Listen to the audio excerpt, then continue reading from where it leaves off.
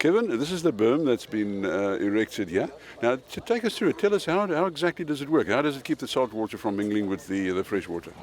Well, it's a simple one-way valve system where upstream of us we've got the pressure of the fresh water, and when the pressure is greater upstream, it opens these valves and releases itself and heads towards the sea. When the high tide or tidal surge is greater than the fresh water coming down, the water pushes against these valves and the pressure closes them, and they're watertight and doesn't allow the seawater then to go up to the pump station, which is just upstream from us. So they're a simple but very effective system, and it pretty much maintain themselves because they open and close purely by the pressures. And we've done tests. We've got 997 parts of salt downstream and 41 upstream. So far it's working, and we're happy about that. Oh, yes. it's amazing. It's amazing. Now, somebody said that the dredging of the river also had an effect on this, on this whole issue. Can you give us some more information on that one? Yeah, for sure. The mouth needs to be opened to allow the water to release. The more sand there is, the higher the water is, and the more it will build back.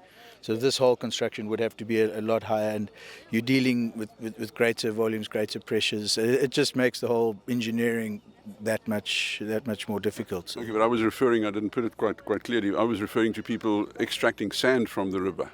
And then, the level of the river bed gets changed. Well, no, a lot of people do believe that, but in actual fact, years ago, where at St. Helens Rock, where the pump station is, their moorings, where big ships used to actually, seagoing vessels would come up here.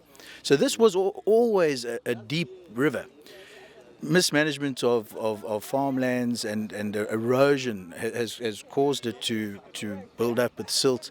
So putting it back, the dredgers aren't really doing anything against what nature was originally.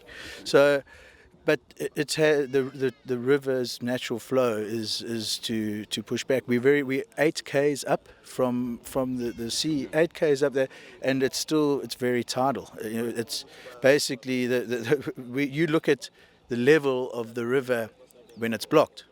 It's going into the country club. It's going over Batstone's Bridge. Those levels have got nothing to do with what's happening down at the bottom with sand mining. So look, I'm biased. I am a sand miner. We also got a lot of sort of extensive knowledge in the sort of industry. So I don't believe it's the sand miners. This can't be a permanent fixture, obviously. Where do we go from here? Look, there has been talk of a concrete weir, but yeah, this hasn't been designed as a permanent structure. This is an emergency soft engineering structure. But a weir would be a more permanent structure that would not allow water levels to rise. So I think that is probably what the engineers are looking at the moment. Yeah. Thank you very much. Thank you. Thank you.